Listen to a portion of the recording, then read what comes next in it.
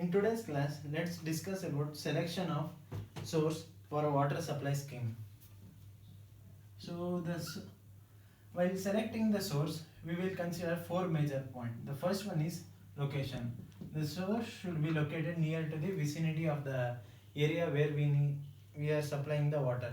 That means if the river is far away or it's too far from the area where we need to supply the water, then we will opt for another alternative source like underground sources, maybe like bore wells and other sources. The second one is quantity. Even though the quality is good and the source is nearer to the source lies within the vicinity of the area where we need to supply water. If enough quantity or ample amount of quantity of water is not available, then the source cannot be opted. Like it should fulfill all these firefighting and industrial purposes and all the domestic purpose. The next one is quality. The quality of the source should be in such a condition that the minimum cost will be incurred to treat it. That means ಅಂದರೆ ನೀವು ಯಾವ ಈಗ for example may be underground source ಆಗಿರ್ಬೋದು, surface source ಆಗಿರ್ಬೋದು, quality ಸಿಗ್ತಾ ಇದೆ, ಅದು ಲೊಕೇಶನ್ಗೂ ಹತ್ರ ಇದೆ ನಿಮ್ಮ ಟ್ರೀಟ್ಮೆಂಟ್ ಪ್ಲಾಂಟ್ ಮತ್ತು ನೀರು ಸಪ್ಲೈ ಮಾಡಬೇಕಾಗಿರೋ ಏರಿಯಾಗೆ ಅಂದ್ರೂ ಕೂಡ ಅದು ಕ್ವಾಲಿಟಿ ಹಾಳಾಗಿದ್ರೆ ನಾವು ಅದನ್ನು ಸೆಲೆಕ್ಟ್ ಮಾಡ್ಕೊಳಕ್ಕಾಗಲ್ಲ. ಏನಕ್ಕೆ, ಫಾರ್ ಎಕ್ಸಾಂಪಲ್ ಏನಾದ್ರು ತುಂಬಾ ಇಂಪ್ಯೂರಿಟೀಸ್ ಇದ್ದರೆ ಅದನ್ನು ಕ್ಯೂರ್ ಮಾಡೋಷ್ಟರಲ್ಲಿ ಅಥವಾ ಪ್ಯೂರಿಫಿಕೇಶನ್ ಮಾಡೋಷ್ಟರಲ್ಲಿ ನಿಮಗೆ ತುಂಬಾ ದುಡ್ಡು ತಗ್ಲತಾ ಹೋಗುತ್ತೆ. So quality is also one of the major criteria. And the last point is intake point.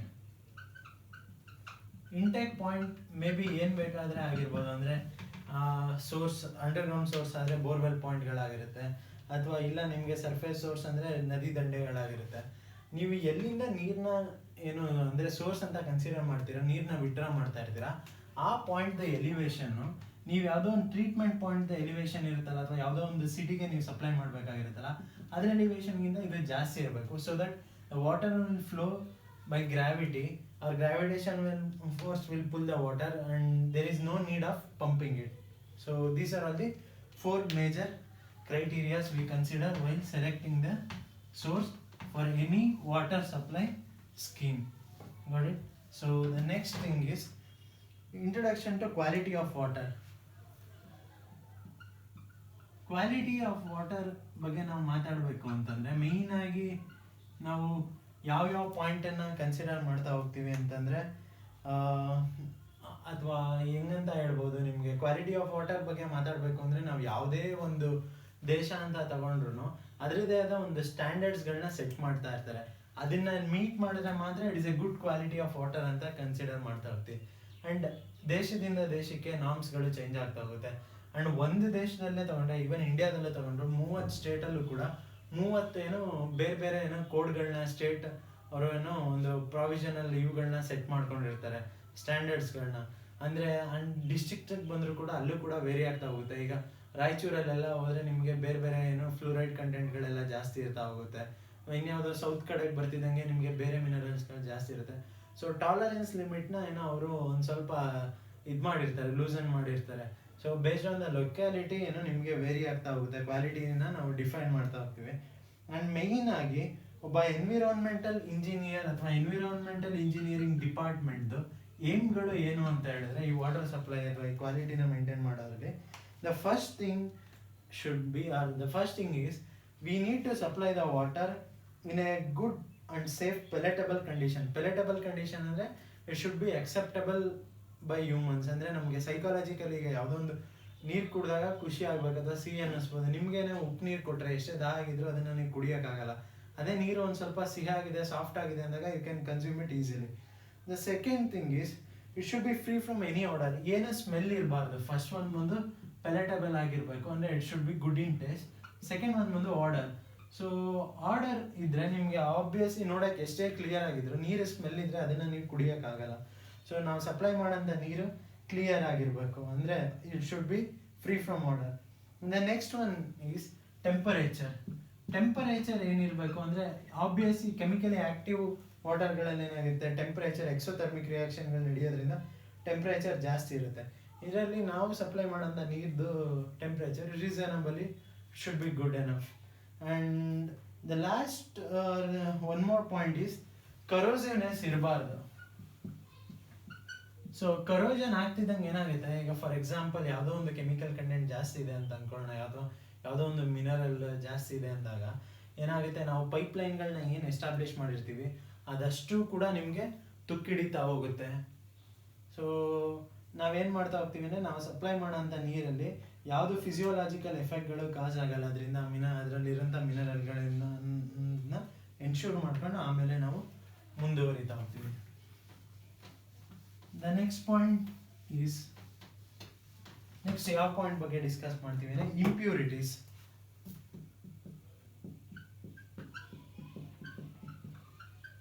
So impurities ಬಗ್ಗೆ ಮಾತಾಡ್ತಾ ಹೋದ್ರೆ, ಫಸ್ಟ್ ಇಂಪ್ಯೂರಿಟೀಸ್ ಸೋರ್ಸಸ್ಗಳ ಬಗ್ಗೆ ನಾವು ಡಿಸ್ಕಸ್ ಮಾಡಬೇಕಾಗಿದೆ. ಸೊ ಎಲ್ಲಿಂದ ಬರ್ತಾ ಇದೆ ಇಂಪ್ಯೂರಿಟೀಸ್, ನೀರು ಹಾಳಾಗಕ್ಕೆ ಕಾರಣ ಏನು, ಅದರದ್ದು ಮೂಲ ಯಾವುದು ಅಂತ ನಾವು ನೋಡ್ತಾ ಹೋಗೋದಾದ್ರೆ, ದ ಫಸ್ಟ್ ಥಿಂಗ್ ಈಸ್, ಮಳೆ ನೀರು ಬಂದಾಗ ಪ್ರೆಸಿಪಿಟೇಷನ್ ಆಗಬೇಕಾದ್ರೆ ಏನಾಗುತ್ತೆ, ಈ ಗಾಳಿಲಿ ಇರೋಂಥ ಧೂಳು ಆಗಿರ್ಬೋದು, ಮತ್ತು ಈ ಬ್ಯಾಕ್ಟೀರಿಯಾಗಳಾಗಿರ್ಬೋದು, ಮತ್ತು ಬೇರೆ ಬೇರೆ ಗ್ಯಾಸಸ್ನ ಅದು ಅಬ್ಸರ್ವ್ ಮಾಡಿಕೊಂಡು ಹಾಳಾಗ್ತಾ ಹೋಗುತ್ತೆ. And the next thing is, surface run off ಆಗಬೇಕಾದ್ರೂ ಅಷ್ಟೇ ಅದೇನು ಮಾಡ್ತಾ ಹೋಗುತ್ತೆ ಅಂದರೆ, ಸರ್ಟೈನ್ ಕೊಲಾಯ್ಡಲ್ ಆ್ಯಂಡ್ ಡಿಸಾಲ್ವ್ ಪಾರ್ಟಿಕಲ್ಸ್ನ ಪಿಕಪ್ ಮಾಡ್ಕೋತಾ ಹೋಗುತ್ತೆ. And then colloidal particles and ಕೆಲವು ಅಂಶಗಳನ್ನ ಡಿಸಾಲ್ವ್ ಕೂಡ ಮಾಡ್ಕೋತಾ ಹೋಗುತ್ತೆ. ಆ್ಯಂಡ್ ಇನ್ನೊಂದು ಏನಾಗುತ್ತೆ ಅಂದರೆ, ಈ ಯಾವುದು ಕಾಡುಗಳಲ್ಲಿ ಮತ್ತು ಇನ್ನೊಂದು ಈ ಥರ ಏರಿಯಾಗಳಲ್ಲಿ ನೀರು ನಿಮಗೆ ಹರಿಬೇಕಾದ್ರೆ ಏನಾಗುತ್ತೆ, ಫಾರ್ ಎಕ್ಸಾಂಪಲ್ ಮಡ್ಡಿ ಏರಿಯಾ ಇರುತ್ತೆ, ಅಲ್ಲೆಲ್ಲ ಹರಿದಾಗ ನಿಮಗೆ ಅದರಲ್ಲಿರೋಂಥ ಮಣ್ಣು ಮತ್ತು ಆರ್ಗ್ಯಾನಿಕ್ ಇಂಪ್ಯೂರಿಟೀಸ್ಗಳಾಗಿರ್ಬೋದು ಇವುಗಳೆಲ್ಲನೂ ಅಬ್ಸರ್ವ್ ಮಾಡ್ಕೊಂಡು ಅದ್ರ ಕಲರ್ಲೆಸ್ನೆಸ್ ಪ್ರಾಪರ್ಟಿನ ಕಳ್ಕೊತಾ ಹೋಗುತ್ತೆ, ಅಂದರೆ ಟರ್ಬಿಡಿಟಿನ ಡೆವಲಪ್ ಮಾಡ್ಕೋತಾ ಹೋಗುತ್ತೆ. And the next thing is, ಇನ್ನೊಂದು ಕೈಂಡ್ ಆಫ್ ಇಂಪ್ಯೂರಿಟೀಸ್ ಅಂದರೆ ಯಾವ ಥರ ಆ್ಯಡ್ ಆಗುತ್ತೆ ಅಂದರೆ, ನಿಮ್ಗೆಲ್ಲರಿಗೂ ಗೊತ್ತಿರ್ಬೋದು, ವ್ಯವಸಾಯಕ್ಕೆ ಬಳಸ್ತೀವಿ ನೀರು. ಸೊ ಸರ್ಪ್ಲಸ್ ವಾಟರ್ ಯಾವುದೋ, ಈಗ ಫಾರ್ ಎಕ್ಸಾಂಪಲ್ ಇದು ನಿಮ್ಮ ಗದ್ದೆ ಅಂತಂದರೆ ಇಲ್ಲಿಂದ ಒಂದು ಪಾಯಿಂಟಿಂದ ನೀರು ಬರುತ್ತೆ, ಆ್ಯಂಡ್ ನಿಮ್ಗೆ ಎಷ್ಟು ಬೇಕಷ್ಟು ಯುಟಿಲೈಸ್ ಮಾಡ್ಕೋತೀರಾ, ಮಿಕ್ಕಿದ ನೀರನ್ನ ಪಾಸ್ ಮಾಡ್ತೀರಾ.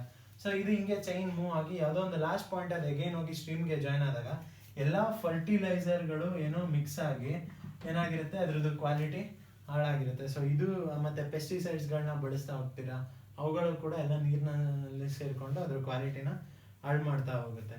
ಆ್ಯಂಡ್ ಇನ್ನೊಂದು ಕಡೆ ಏನಾಗುತ್ತೆ ಅಂದರೆ, ಈ ಫ್ಲಡ್ ಡಿಸ್ಚಾರ್ಜಸ್ ಮಾಡ್ತಾ ಹೋಗ್ತೀವಿ ನಾವು, ಅಂದರೆ ಈ ಫ್ಲಡ್ಗಳಿಂದ ಆಗೋಂಥ ಡಿಸ್ಚಾರ್ಜ್ಗಳಾಗಿರ್ಬೋದು, ಜಾಸ್ತಿ ನೀರುಗಳು ಬಂದು ಅದನ್ನು ನಾವು ರಿಲೀಸ್ ಮಾಡಿದಾಗ ಆಬ್ವಿಯಸ್ಲಿ ನದಿ ನೀರು ವೆಲಾಸಿಟಿ ಜಾಸ್ತಿ ಇದ್ದಾಗ ಅದು ಸ್ಕೌರ್ ಮಾಡೋಂಥ ಚಾನ್ಸಸ್ ಇರುತ್ತೆ. ಮತ್ತು ಇಂಪ್ಯೂರ್ ವಾಟರ್ನ ನಾವು ಪುನಃ ಏನೋ ಒಂದು ಆಗಲೇ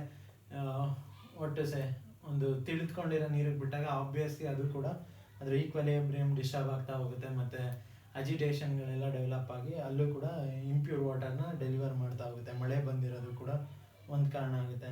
ಆಮೇಲೆ ಸ್ವಾಂಪಿ ಏರಿಯಾಗಳಿಂದ ಡಿಸ್ಟ್ರಿಬ್ಯೂಟ್ ಆಗೋಂಥ ನೀರಿಂದನೂ ಹಂಗೆ ಆಗುತ್ತೆ. ಅಂದರೆ ಫಾರ್ ಎಕ್ಸಾಂಪಲ್ ಎಲ್ಲೋ ಒಂದು ಬದಿ ಇರೋಂಥ ಏರಿಯಾ ಇರುತ್ತೆ ಅಂದ್ಕೊಳ್ಳೋಣ, ಅಲ್ಲಿ ಮಳೆ ಬಿದ್ದು ಅದು ಬಂದು ಏನೋ ನದಿಗೆ ಜಾಯ್ನ್ ಆದಾಗ, ಸೊ ಅಗೇನ್ ಆ ಬದಿ ಇರೋಂಥ ಜಾಗದಲ್ಲಿ ಎಲ್ಲ ಏನು ನಿಮಗೆ ನೀರು ಕಲರ್ನು ಮತ್ತು ಓಡೋರು ಮತ್ತು ಬೇರೆ ಟೇಸ್ಟ್ಗಳನ್ನ ಆ್ಯಡ್ ಮಾಡ್ಕೋತಾ ಹೋಗುತ್ತೆ. ಸೊ ಇದಿಷ್ಟು ನಿಮಗೆ major impurities. And one more thing ಏನು ಬಿಟ್ಟಿದ್ದು ಅಂದರೆ, ನಾನು ಇಂಡಸ್ಟ್ರೀಸ್. ಸೊ ಇಂಡಸ್ಟ್ರಿದೆ ಮೈನ್ ಕಾಂಟ್ರಿಬ್ಯೂಷನು. ಇಂಡಸ್ಟ್ರಿಗಳು ಏನು ಮಾಡ್ತಾ ಹೋಗುತ್ತೆ ಅಂದರೆ, ಕೆಮಿಕಲ್ಸು ಮತ್ತು ಇವುಗಳನ್ನ ಸ್ಟ್ರಾಂಗ್ ಆ್ಯಸಿಡ್ಸ್ಗಳನ್ನೆಲ್ಲ ರಿಲೀಸ್ ಮಾಡ್ತಾ ಹೋಗುತ್ತೆ. ಸೊ ಅದರಿಂದಾಗಿ ತುಂಬಾ ಏನು ಸ್ಟ್ರಾಂಗ್ ಕೆಮಿಕಲ್ಸ್ಗಳೆಲ್ಲ ರಿಲೀಸ್ ಆಗಿ ನೀರು ತುಂಬಾ ಹಾಳಾಗ್ತಾ ಹೋಗುತ್ತೆ.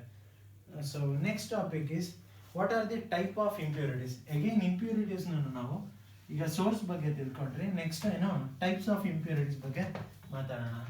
ಸೊ ಎರಡು ಥರ ಮೇಜರ್ ಆಗಿ ನಾವು ಡಿವೈಡ್ ಮಾಡ್ತಾ ಹೋಗಿದ್ದೇವೆ ಇಂಪ್ಯೂರಿಟೀಸ್ನ. ಯಾವ್ಯಾವು ಅಂದರೆ, the first one is suspended impurities, and the second one is dissolved impurities.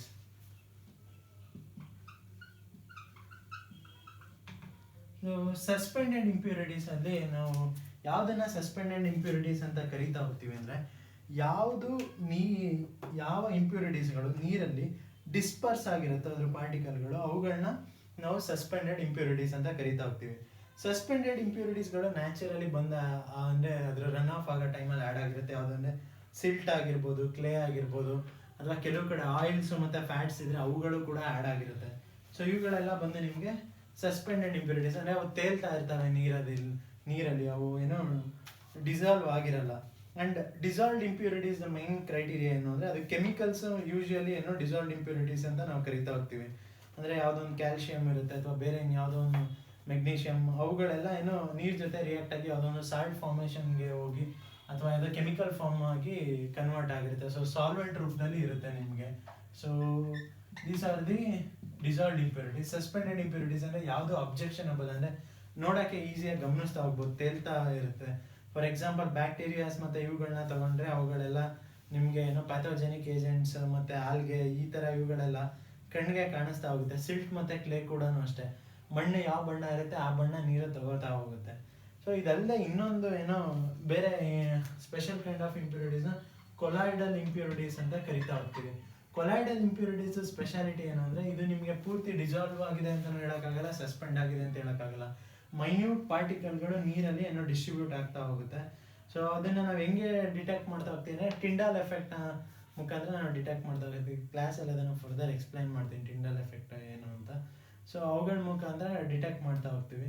ಇವುಗಳನ್ನ ನಾವು ಹೆಂಗೆ ಪ್ಯೂರ್ ಮಾಡ್ತಾ ಹೋಗ್ತೀವಿ ಅಥವಾ ಹೆಂಗೆ ಕರ್ಟೈಲ್ ಮಾಡ್ತಾ ಹೋಗ್ತೀವಿ ಅಂದರೆ ಸೆಡಿಮೆಂಟೇಷನ್ ಟೈಮಲ್ಲಿ ಕೊಯಾಗುಲೆಂಟ್ಸ್ ಅಂತ ಏನೋ ಕೆಲವು ಕೆಮಿಕಲ್ಗಳಿರುತ್ತೆ. ಆ ಕೊಯಾಗುಲೆಂಟ್ಸ್ನ ಆ್ಯಡ್ ಮಾಡಿದಾಗ ಇವುಗಳೆಲ್ಲ ಕೆನೆ ಥರ ಅಥವಾ ಒಂಥರ ಫ್ರಾತ್ ಥರ ಫಾರ್ಮ್ ಆಗಿ ಒಂದು ಕಡೆಗೆ ಏನೋ ಅಕ್ಯುಮುಲೇಟ್ ಆಗ್ತಾ ಹೋಗುತ್ತೆ. ಸೊ ಅವುಗಳ ಆ ಪ್ರೋಸೆಸ್ ಮುಖಾಂತರ ನಾವು ಕೊಲಾಯ್ಡಲ್ ಇಂಪ್ಯೂರಿಟೀಸ್ಗಳನ್ನ ತೆಗಿತಾ ಹೋಗ್ತೀವಿ.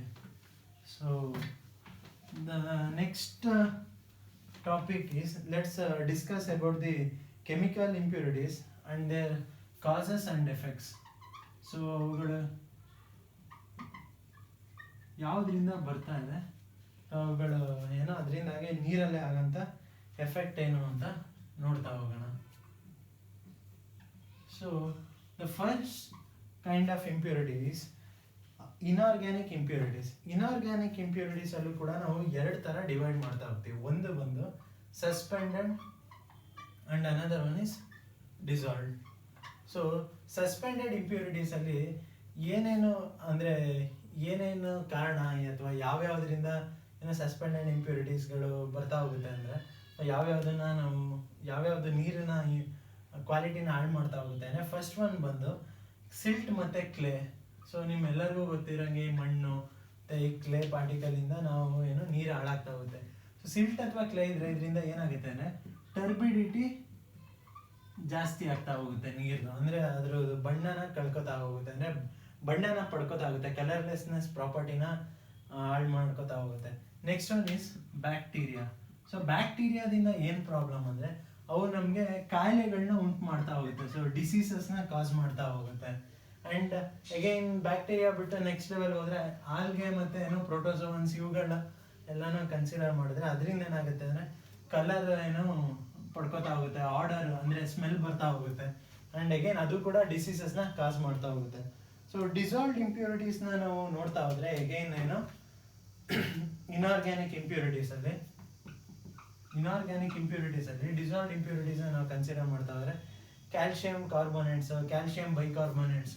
ಸೊ ಈ ಏನೋ ಮೇಯ್ನ್ ಇವುಗಳನ್ನೇ ನಿಮಗೇನೋ ಡಿಸಾಲ್ವ್ ಆಗಿ ಇಂಪ್ಯೂರಿಟೀಸ್ ರೂಪದಲ್ಲಿ ಕಾಣಿಸ್ತಾ ಹೋಗುತ್ತೆ. ಸೊ ಇದರಿಂದ ಏನಾಗುತ್ತೆ ಅಂತಂದರೆ ಮೇಯ್ನ್ ಆಗಿ ಹಾರ್ಡ್ನೆಸ್ ಜಾಸ್ತಿ ಆಗ್ತಾ ಹೋಗುತ್ತೆ. ಆ್ಯಂಡ್ ಈ ಬಾಯ್ಲರ್ಗಳೆಲ್ಲ ಫ್ಯಾಕ್ಟ್ರಿಗಳ ಬಳಸ್ತೀವಿ ಅಂತ ಗೊತ್ತಾ, ಅದ್ರದ್ದು ಕರೋಷನ್ ಇನಿಷಿಯೇಟ್ ಆಗ್ತಾ ಹೋಗುತ್ತೆ, ಕರೋಷನ್ ಆಫ್ ಬಾಯ್ಲರ್ಸ್.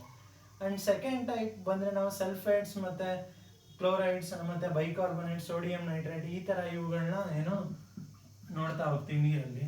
ಸೊ ಅವುಗಳಿಂದ ಏನು ತೊಂದರೆ ಆಗ್ತಾ ಹೋಗುತ್ತೆ ಅಂದರೆ ಬ್ಲೂ ಬೇಬಿ ಅಂತ ಡಿಸೀಸ್ ನೀವೆಲ್ಲ ಓದಿದ್ದೀರಾ ಏನೋ ಸೆಕೆಂಡ್ PUದಲ್ಲಿ. ಸೊ ಆ ಕಾಯಿಲೆಗೆ ಮೇಯ್ನ್ ಕಾರಣನೇ ಇವುಗಳು. 45 mg/L ಜಾಸ್ತಿ ಅಂಶ ಇದೆ ನಾನು ಕಂಡು ಬಂದರೆ ಅದರಿಂದ ಬ್ಲೂ ಬೇಬಿ ಡಿಸೀಸ್ ಕಾಣಿಸ್ತಾ ಹೋಗುತ್ತೆ. ನೆಕ್ಸ್ಟ್ ಬಂದು ಫ್ಲೋರೈಡ್ ಮತ್ತು ಏನೋ fluorides of sodium and chlorides of sodium ಇಂದನೂ ಆಗಿರ್ಬೋದು. ಈ ಫ್ಲೂರೈಡ್ಸ್ ಇಂದ ಏನು ಕಾರಣ ಆಗ್ತಾ ಹೋಗುತ್ತೆ ಅಂದರೆ ನಿಮ್ಗೆಲ್ಲರಿಗೂ ಗೊತ್ತು ಏನೋ ಫ್ಲೂರೈಡ್ ಮೇಯ್ನ್ ಆಗಿ ಫ್ಲೂರೋಸಿಸ್ ಅನ್ನೋ ಕಾಯಿಲೆಗಳನ್ನ ಕೂಡ ಕೇಳಿರ್ತೀರ. ಅಂದರೆ ಎನಾಮಲ್ ಆಫ್ ಟೀತ್ ಮೇಲೆ ಪ್ಯಾಚಸ್ಗಳನ್ನ ಬಿಡ್ತಾ ಹೋಗುತ್ತೆ, ಕಲೆಗಳ ಥರ ಕಾಣ್ತಾ ಹೋಗುತ್ತೆ. ಈ ನಾರ್ತ್ ಕರ್ನಾಟಕ ರೀಜನ್ ಪೀಪಲ್ಗಳು ಲೇಬರ್ ಕ್ಲಾಸ್ಗಳನ್ನ ನೀವು ಜಾಸ್ತಿ ನೋಡ್ತಾ ಹೋದರೆ, ಅಂದರೆ ಹಳ್ಳಿ ಪ್ರದೇಶಗಳಲ್ಲಿ ಮತ್ತು ಈ ತೆಲಂಗಾಣ ರೀಜನಲ್ಲೂ ಕೂಡ ಅಲ್ಲೆಲ್ಲ ಏನಂದರೆ ಫ್ಲೂರೈಡ್ ಕಂಟೆಂಟ್ ಜಾಸ್ತಿ ಇರೋದ್ರಿಂದ ಅವ್ರ ಹಲ್ಲುಗಳ ಮೇಲೆ ಪ್ಯಾಚ್ ಕಾಣಿಸ್ತಾ ಹೋಗುತ್ತೆ. ಸೊ ಕ್ಲೋರೈಡ್ಸಿಂದ ಬ್ರಾಕಿಶ್ ವಾಟರ್ಗಳು ಫಾರ್ಮ್ ಆಗ್ತಾ ಹೋಗುತ್ತೆ, ಅಂದರೆ brackish water in the sense salty water, ಅಂದರೆ ನಿಮಗೆ ಕುಡಿದಾಗ ನೀರು ಏನೋ ಉಪ್ಪು ಅಂತನೋ ಫೀಲ್ ಬರ್ತಾ ಹೋಗುತ್ತೆ. ಆ್ಯಂಡ್ ಐರನ್ ಆಕ್ಸೈಡಿಂದ ಕೂಡ ಏನಾಗುತ್ತೆ ಅಂದರೆ ರೆಡ್ ವಾಟರ್ ಫಾರ್ಮ್ ಆಗ್ತಾ ಹೋಗುತ್ತೆ due to its chemical reaction. Red water form ಆಗ್ತಾ ಹೋಗುತ್ತೆ. ಆ್ಯಂಡ್ ಲಾಸ್ಟ್ ಒಂದು ಮ್ಯಾಂಗನೀಸಿಂದ ಏನಾಗುತ್ತೆ ಅಂದರೆ ಬ್ರೌನ್ ಆರ್ ಬ್ಲ್ಯಾಕ್ ವಾಟರ್ಗಳು ಕಾಣಿಸ್ತಾ ಹೋಗುತ್ತೆ. ಸೊ ಇದಿಷ್ಟು ನಿಮಗೆ ಇನ್ಆರ್ಗ್ಯಾನಿಕ್ ಇಂಪ್ಯೂರಿಟೀಸ್ ಆ್ಯಂಡ್ ಅವುಗಳು ಹೆಂಗೆ ಬಂದವು, ಅದರಿಂದ ಏನೇನೋ ಮನುಷ್ಯನ ಮೇಲೆ ಪ್ರಭಾವ ಬೀರ್ತಾ ಹೋಗುತ್ತೆ ಅಂತ. So turbidity, hardness, corrosiveness, disease causing and again fluorosis, ಇದಿಷ್ಟು ನಿಮಗೆ ನಾರ್ಮಲಿ ಕಾಣಿಸಿದಂಥ effects on human life and as well as non living things, ಅಂದರೆ ಈ ಪ್ಲಂಬಿಂಗ್ ವರ್ಕ್ಗಳಾಗಿರ್ಬೋದು ಮತ್ತು ಇವುಗಳಾಗಿರ್ಬೋದು.